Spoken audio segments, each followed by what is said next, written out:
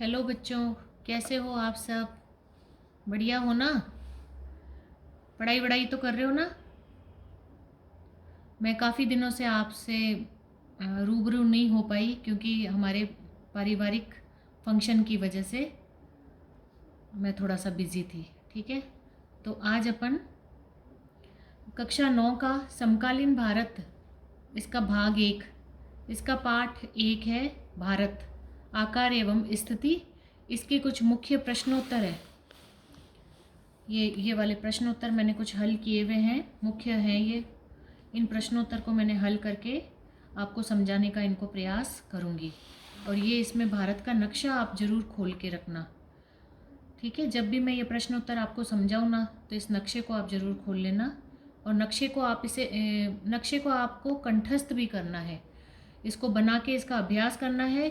और यहाँ पे कौन कौन से भारत के राज्य हैं, आसपास के जो पड़ोसी देश हैं, उनके बारे में आपको सारा याद करना है। ठीक है, तो इसको 3-4 बार नक्शे को बनाना और इसे याद करना है। ठीक है, तो आज हम ये 5-6 प्रश्न मैंने कुछ हल किए हैं, तो ये आपको समझाने का प्रयास करूँगी। तो इसका पहला प्रश्न है, पहला पार्ट है इसका। ठीक है, भारत, आकार एवं स्थिति। इसका पहला प्रश्न है, अरब सागर तथा बंगाल की खाड़ी में स्थित द्वीप समूह के नाम बताइए। ठीक है, तो अरब सागर और बंगाल की खाड़ी, अगर आप नक्शे को देखेंगे तो नक्शे में आपको ये यहाँ पर नज़र आएंगे, अरब सागर और ये बंगाल की खाड़ी। तो इन दोनों के अंदर हमारे भारत के कौन से द्वीप समूह हैं? ठीक है, तो उनको हमें बताना है। ठीक है, तो अरब सागर में कौन सा है और बंगाल की खाड़ी में कौन सा है? तो आप देखिए, इसमें अरब सागर में कौन सा है? ये लक्षद्वीप है। ठीक है, अरब सागर में कौन सा हो गया? लक्षद्वीप। और बंगाल की खाड़ी में कौन सा हो गया? अंडमान और निकोबार द्वीप समूह। तो ये इसका आंसर हो जाएगा। अरब सागर के अंदर हो जाएगा लक्षद्वीप, और बंगाल की खाड़ी में क्या हो गया? अंडमान और निकोबार द्वीप समूह। ठीक है, तो इस पहले प्रश्न का उत्तर क्या हो जाएगा? अरब सागर में स्थित द्वीप समूह हो गया लक्षद्वीप द्वीप समूह, और बंगाल की खाड़ी में स्थित द्वीप समूह हो जाएगा अंडमान और निकोबार द्वीप समूह। ठीक है, तो इस तरह से ये हमारा पहला प्रश्न हो गया। अब प्रश्न 2 है, दक्षिण में भारत के द्वीपीय पड़ोसी देश कौन से हैं?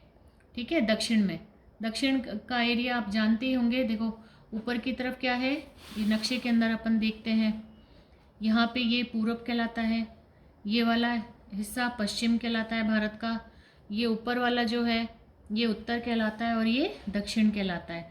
तो दक्षिण में भारत के द्वीपीय पड़ोसी देश कौन से हैं? तो देखो कौन सा हो गया, एक तो श्रीलंका हो गया। ठीक है, और दूसरा कौन सा है? मालदीव। तो देखो मालदीव इसमें कहाँ दिया है, ये रहा मालदीव। ठीक है ना, तो ये पड़ोसी देश हो गए श्रीलंका और मालदीव। ठीक है, आ गया ये समझ में आपको? तो प्रश्न 2 का उत्तर क्या हो जाएगा? दक्षिण में भारत के द्वीपीय पड़ोसी देश कौन से हैं? तो दक्षिण में हो गए श्रीलंका और मालदीव। ठीक है, तो ये प्रश्न 2 भी हो गया। आप इन्हें याद कर लेना। अगर आप नक्शे को याद रखेंगे, दिमाग में इसको अगर आप फिट रखेंगे, तो आप प्रश्नों का उत्तर आसानी से भूगोल के अंदर दे पाएंगे। ठीक है, प्रश्न 3 है, उन देशों के नाम बताइए जो क्षेत्रफल में भारत से बड़े हैं। देशों के नाम बताने हैं। ठीक है, तो सबसे बड़ा जो भारत से भी बड़े देश हैं वो कौन से हैं? सबसे बड़ा है रूस, फिर सेकंड नंबर पे है कनाडा, फिर है संयुक्त राज्य अमेरिका, फिर चौथे नंबर पे है चीन, फिर है ब्राज़ील, और फिर है ऑस्ट्रेलिया। ठीक है, ये सब भारत से बड़े हैं, देश हैं। ठीक है, तो कौन कौन से देश हो गए? रूस हो गया, कनाडा हो गया, संयुक्त राज्य अमेरिका हो गया, चीन हो गया, ब्राज़ील और ऑस्ट्रेलिया। ठीक है, तो ये इसका आंसर हो गया प्रश्न 3 का। अब है प्रश्न 4, भारत में किन किन राज्यों से कर्क रेखा गुजरती है? तो इसमें वापस आप वही नक्शे का प्रयोग कीजिए। भारत में किन किन राज्यों से कर्क रेखा गुजरती है? तो कर्क रेखा भारत के निम्नलिखित राज्यों से होकर गुजरती है। तो देखो ये नक्शे के अंदर देख लीजिए आप, इसमें दिया हुआ है गुजरात। ये देखो ये वाली है कर्क रेखा, ये काल्पनिक रेखाएं होती हैं। ठीक है, तो ये कर्क रेखा देखो कहाँ से गुजर रही है? गुजरात से गुजर रही है। फिर ये राजस्थान से भी निकलती है। देखो थोड़ा सा हिस्सा, ये बांसवाड़ा वाला जो हिस्सा है ना, यहाँ से निकलती है बिल्कुल दक्षिण में। ठीक है, तो ये राजस्थान से भी थोड़ी सी गुजर रही है। फिर ये मध्य प्रदेश हो गया। ठीक है, फिर ये छत्तीसगढ़ से भी निकल रही है, देखो छत्तीसगढ़ के ऊपरी सिरे से निकल रही है छत्तीसगढ़। फिर ये झारखंड से निकल रही है आगे झारखंड। फिर है पश्चिम बंगाल, ये पश्चिम बंगाल यहाँ से निकल रही है ये त्रिपुरा से गुजर रही है, ठीक है, त्रिपुरा। और ये है मिजोरम। तो इन राज्यों से कर्क रेखा गुजर रही है। तो 8 राज्यों से कर्क रेखा गुजरती है। देखो कौन कौन से हो गया, गुजरात हो गया, ये राजस्थान हो गया, मध्य प्रदेश हो गया, छत्तीसगढ़ हो गया, फिर ये झारखंड हो गया, ये पश्चिम बंगाल हो गया, ये त्रिपुरा हो गया और ये मिजोरम हो गया, ठीक है। तो ये इस प्रश्न का उत्तर है। बस आप नक्शे को याद कर लीजिए, आप सारे आंसर, कोई सा भी आंसर आएगा हमारे भारत से संबंधित, आसपास के जो देश हैं उनसे संबंधित, आप उन प्रश्नों को हल कर पाएंगे, ठीक है।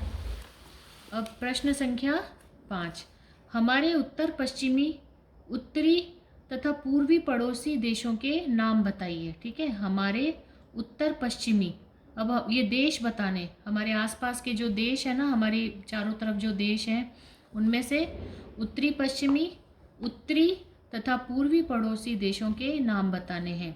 तो देखो उत्तर पश्चिमी पड़ोसी देश, उत्तर पश्चिमी, देखो इस नक्शे के अंदर देखिए अब आप, उत्तर, ये रहा उत्तर और ये है पश्चिम। तो उत्तर पश्चिम में पड़ोसी देश क्या हो गया, देखो यहाँ पे बीच में क्या हो गया, ये पाकिस्तान, और पाकिस्तान के बाद में कौन सा हो गया ये, उसके बाद में अफगानिस्तान, ठीक है। तो उत्तर पश्चिमी पड़ोसी देश कौन से हो गए, पाकिस्तान और अफगानिस्तान। अब उत्तरी पड़ोसी देश, ठीक है, तो उत्तरी पड़ोसी देश हमें बताने, तो उत्तरी पड़ोसी देश क्या हो जाएंगे, चीन हो जाएगा, ये रहा चीन, ठीक है। दूसरा है नेपाल और फिर ये है भूटान। तो ये कौन से हो गए, उत्तरी पड़ोसी देश हो गए, ठीक है। कौन कौन से हो गए, चीन, नेपाल और भूटान, ठीक है। अब पूर्वी पड़ोसी देश, ये पूर्व ये वाला आ जाएगा, ठीक है। तो पूर्वी पड़ोसी देश कौन से हो गए, म्यांमार, और ये म्यांमार हो गया, और एक ये बांग्लादेश, ये बांग्लादेश, ये देखो बीच में जो है ना ये बांग्लादेश, ठीक है। तो म्यांमार और बांग्लादेश। तो आ गया ये आपको समझ में, बस आप नक्शे को देखते जाइए, उसको याद कर लीजिए, याद कर लेंगे तो सारे प्रश्नों के आप आसानी से आंसर दे पाएंगे। तो हमारे उत्तर पश्चिमी, उत्तरी तथा पूर्वी पड़ोसी देशों के नाम बताइए। तो कौन कौन से हो गए, उत्तरी पश्चिमी पड़ोसी देश पाकिस्तान और अफगानिस्तान, उत्तरी पड़ोसी देश कौन सा हो गया, चीन, नेपाल और भूटान, और पूर्वी पड़ोसी देश हो गया म्यांमार और बांग्लादेश, ठीक है। तो इस तरह से अब हमारा ये 5वां वाला प्रश्न भी हल हो गया। अब हिंद महासागर में भारत की केंद्रीय स्थिति से इसे किस प्रकार लाभ प्राप्त हुआ है, ठीक है। हिंद महासागर जो है ना, हिंद महासागर में भारत की केंद्रीय स्थिति है, देखो ये रहा, ये हिंद महासागर है, ये नीचे का देखो, इधर तो अरब सागर हो गया, इधर हो गया बंगाल की खाड़ी, और ये नीचे की तरफ क्या है, हिंद महासागर। तो हिंद महासागर के बिल्कुल केंद्र में है ये भारत हमारा, ठीक है। तो इससे अब क्या फ़ायदा है, इसे है ना, ठीक है, भारत को क्या फ़ायदा है, हिंद महासागर में भारत की केंद्रीय स्थिति के कारण यह वाणिज्य एवं व्यापार के मार्ग में अनुकूल स्थिति में है। मतलब वाणिज्य और व्यापार जो होता है ना, उसके मार्ग के लिए बिल्कुल परफेक्ट जगह पर है ये स्थित है भारत, ठीक है। पूर्व एवं पश्चिम को जोड़ने वाले समुद्री मार्ग एवं वायु मार्ग, ठीक है, पूर्व और पश्चिम, देखो पूर्व किस तरफ है नक्शे में, इस तरफ है पूर्व, और ये है पश्चिम।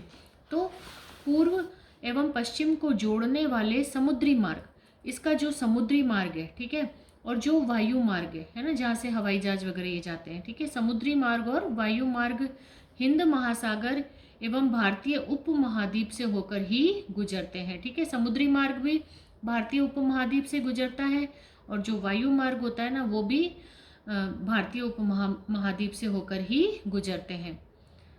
इसका दूसरा पॉइंट है, हिंद महासागर में अपनी केंद्रीय स्थिति के कारण ही भारत पश्चिमी एशिया, अफ्रीका, यूरोप तथा पूर्वी एशिया के देशों तथा ऑस्ट्रेलिया के साथ निकटतम व्यापारिक तथा सांस्कृतिक संबंध बनाए हुए है, ठीक है।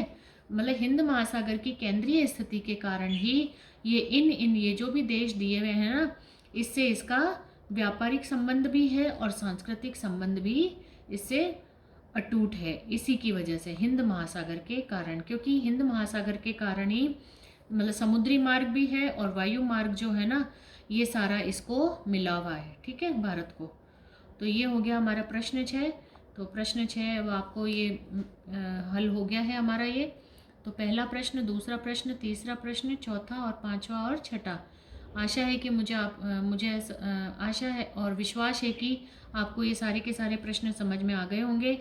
और अगर फिर भी नहीं समझ में आते हैं तो आप मुझे कमेंट करके कुछ जो भी आप जानकारी लेना चाहते हैं तो आप हम कमेंट बॉक्स में लिखकर पूछ सकते हैं, ठीक है। और आपको ये वीडियो कैसा पसंद आया, आप इसे सब्सक्राइब करें, लाइक करें, शेयर करें और कमेंट ज़रूर करें। धन्यवाद।